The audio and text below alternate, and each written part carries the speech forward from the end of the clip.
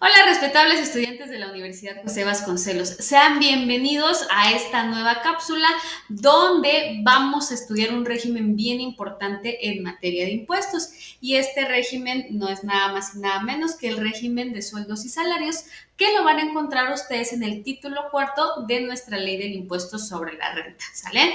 Vamos a ver todo lo que tiene que ver con la parte teórica, pero también con la parte práctica. Nos vamos rapidísimo con la teoría y vamos a establecer que este régimen va a estar destinado para la persona física, ¿sale? Vamos a establecer que la persona física puede ser hombre, puede ser mujer, pero la condición es que finalmente para las leyes vamos a tener o vamos a distinguir dos tipos de capacidades, ¿sale? La capacidad de goce y la capacidad de ejercicio. La primera se establece a través de la concepción del individuo, es decir, desde que está en la pancita de la mamá, ya comienza a tener capacidad de goce, que no son más que las garantías individuales de las cuales goza como ciudadano mexicano a través de la Constitución Política de los Estados Unidos Mexicanos, ¿sale? Las garantías individuales son todos los derechos inalienables, es decir, yo no puedo renunciar a ellos.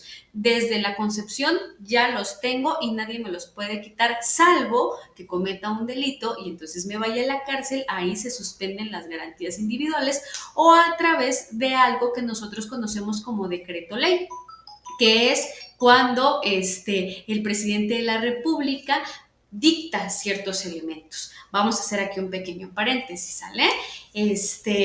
Acerca de este tipo de documentos. Este tipo de documentos suceden cuando hay una contingencia en el país y solo de esa manera nos pueden quitar nuestros derechos, que insisto, decía, son inalienables y pertenecen a la capacidad de goce.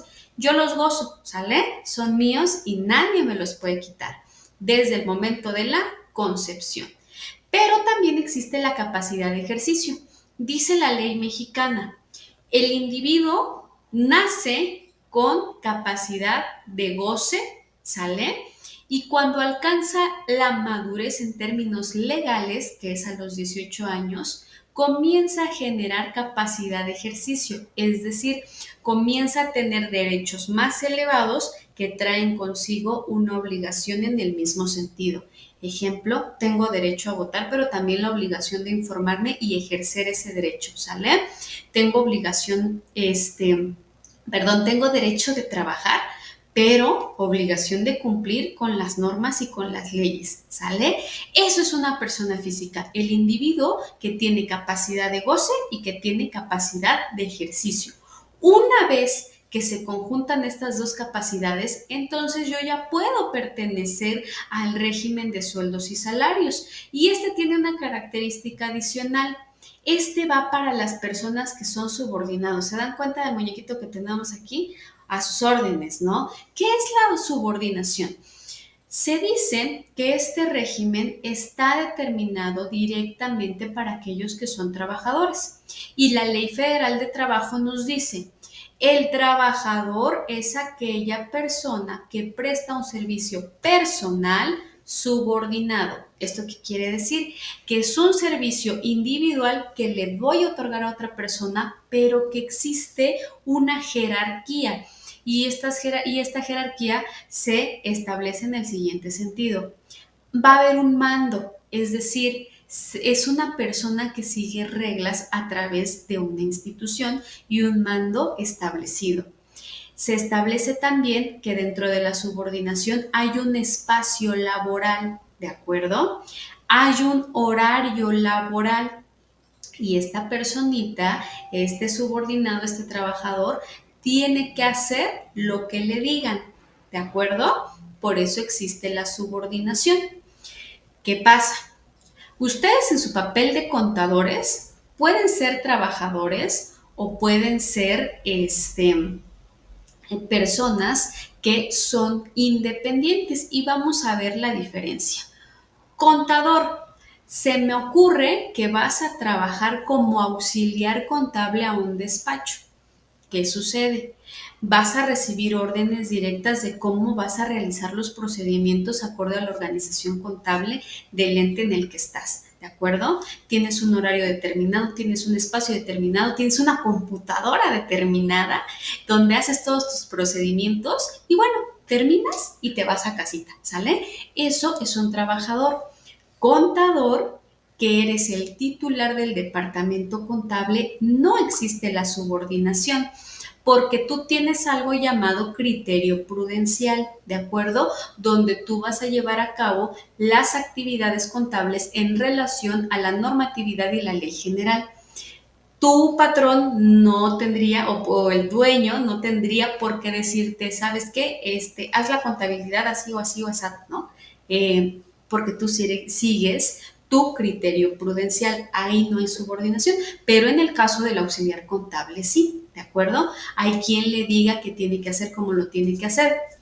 Ejemplo, los maestros en el sector público. Existe la Secretaría de Educación, existen los supervisores de zona y el director que le hace llegar al maestro una planeación y le dice, el día tal vas a trabajar este tema y lo vas a trabajar de esta manera. Vas a hacer equipos con equidad de género, 2 niñas, 2 niños, y vas a hacer este material y esto y esto y esto y esto, ¿sale? Ahí hay alguien que le está dando las órdenes y es lo que tiene que hacer. Está en un espacio determinado, en un horario laboral determinado.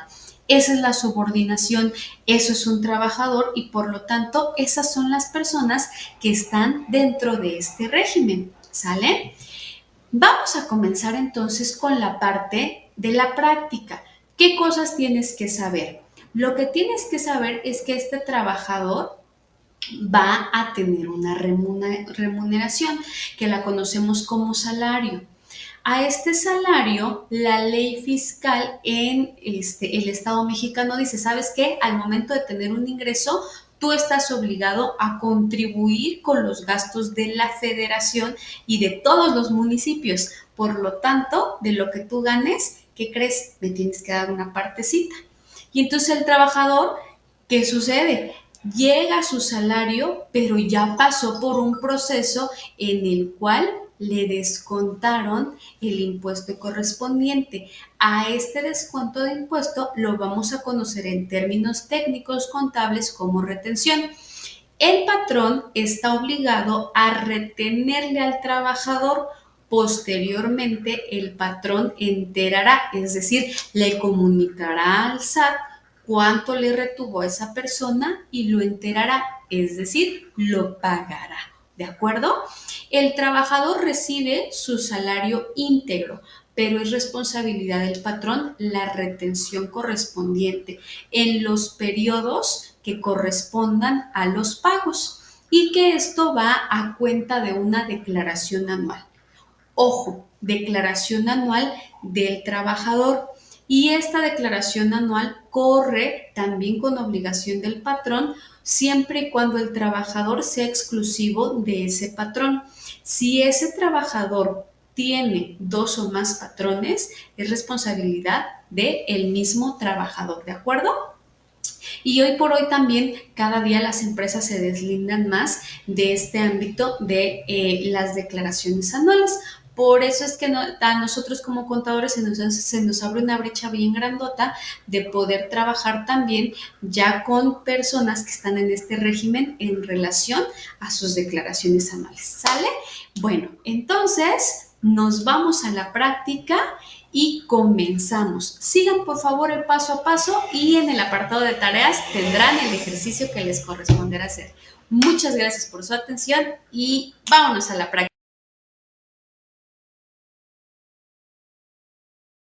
En esta ocasión vamos a hablar sobre la fórmula del cálculo de retención de impuestos, del régimen de salarios y en general por la prestación de un servicio personal subordinado. ¿Por qué hablamos de retención? Porque recordemos que la retención aplica para el patrón, es decir, él es el obligado para realizar el cálculo y la retención del impuesto que el trabajador deba de pagar. Para ello tendremos que establecer esta fórmula. Lo primero que tenemos que hacer es identificar la base gravable, es decir, el salario mensual del trabajador. Para esto es bien importante que ustedes tomen en cuenta que un trabajador o un asalariado, según la Ley Federal de Trabajo, tiene goce de sueldo del primero al último día del mes, independientemente de los días de descanso, porque estos también serán pagados. A esto le tenemos que restar el límite inferior que nos marca el anexo 8 de la Resolución Miscelánea Fiscal. Esta última modificación se dio en 2018 y aplica para 2019 y 2020. Aquí vamos a encontrar las tablas y tarifas aplicables a las retenciones. La que nos corresponde es el numeral 5, que lo vamos a encontrar en la hojita número 9, ¿sale? Que es el aspecto que acabo de mencionar, la retención mensual según el salario que cada trabajador perciba. Y acuérdense, es el numeral 5, tarifa aplicable durante 2019, que insisto, aplica para 2020 para el cálculo de los pagos provisionales mensuales. Regresamos a la fórmula, salario mensual menos el límite inferior que nos marca la tabla. ¿Cómo saber qué límite inferior utilizar? Nosotros vamos a establecer, ejemplo, si mi trabajador durante el mes ganó entre 1 centavo y 578,52 centavos, mi límite inferior estará ubicado en el centavo, es decir, vamos a ubicar el salario mensual entre el límite inferior y límite superior. De esto restaremos entonces el límite inferior. Esto será igual al excedente del límite inferior y por lo tanto tendremos que multiplicar por el porcentaje del excedente del límite inferior, que lo encontraremos en la misma tabla. Si nos quedamos con el rubro número 1, mi porcentaje excedente es el 1.92. Recordemos que si esto está habilitado en porcentajes, en sistema decimal tendríamos que poner 0.0192. O es decir, lo que tengamos en el porciento para aplicarse sobre el excedente del límite inferior, dividirlo entre 100. Esto es igual al impuesto determinado. Lo último que tenemos que hacer para tener nuestro impuesto retenido entonces es sumarle la cuota fija, que vamos a encontrar en la tercera columna de nuestra tabla de retenciones provisionales mensuales. En este caso no tendríamos cuota fija, pero para aquellos que ganan de 578 pesos con 53 en adelante, pues entonces ahí ya va a haber una cuota fija. Ahora bien, vámonos con un ejemplo. Calcule el impuesto a retener del mes de enero del 2020 de un trabajador con jornada diurna que devenga por hora 22 pesos con 90 centavos. Lo primero que tenemos que establecer es, a ver, ¿cuántos días tiene el mes de enero? Y el mes de enero tiene 31 días. ¿Sale? Bueno, luego tendríamos que establecer cuántas horas o de cuántas horas consta la jornada diurna. La jornada diurna, según la Ley Federal de Trabajo, dice que es de 8 horas por día. Por lo tanto, dice que por cada hora él percibe 22 pesos con 90 centavos. Entonces, ¿qué es lo primero que tenemos que establecer? ¿Cuánto gana por día? Y después, ¿cuánto gana en el mes? Y hacemos lo siguiente. 22.90 por las 8 horas del día dice que el trabajador gana diario 183 pesos con 20 centavos. Elevados al mes de enero tendríamos lo siguiente, 31 días por 183 pesos con 20 centavos. El trabajador percibe en el mes de enero del 2020 5.679 con 20 centavos. Vamos a ubicar entonces esta cantidad en nuestra tabla. 5.620. Si se dan cuenta, está en el punto número 3, entre 4.910.19 y 8.629.20. Por lo tanto, ¿qué cantidad tenemos que restar? 4.910.19. Escribimos 4.910 10.19. Ahora nos dice, para que podamos tener el excedente del límite inferior, tendríamos que restar nuestra base gravable menos nuestro límite inferior. Esto nos da a 769,1 centavo. Vamos a identificar entonces cuál es el porcentaje del excedente del límite inferior y el porcentaje es 10.88. Por lo tanto, lo establecemos como 0.1088 y multiplicamos. Esto es igual al excedente del límite inferior por el porcentaje. Y nos dice que el impuesto determinado son 83 pesos con 67 centavos.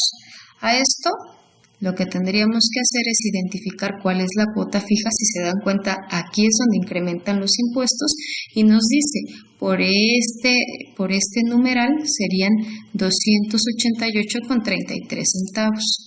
288,33 centavos. Lo que nos tiene la siguiente cantidad, el impuesto determinado más la cuota fija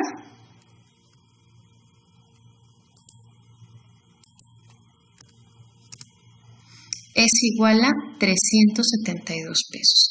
¿Esto qué quiere decir? Aquel trabajador que en el mes de enero percibió 5.679,20 centavos, tiene que pagar de impuestos, a cuenta de la retención de su patrón, 372 pesos.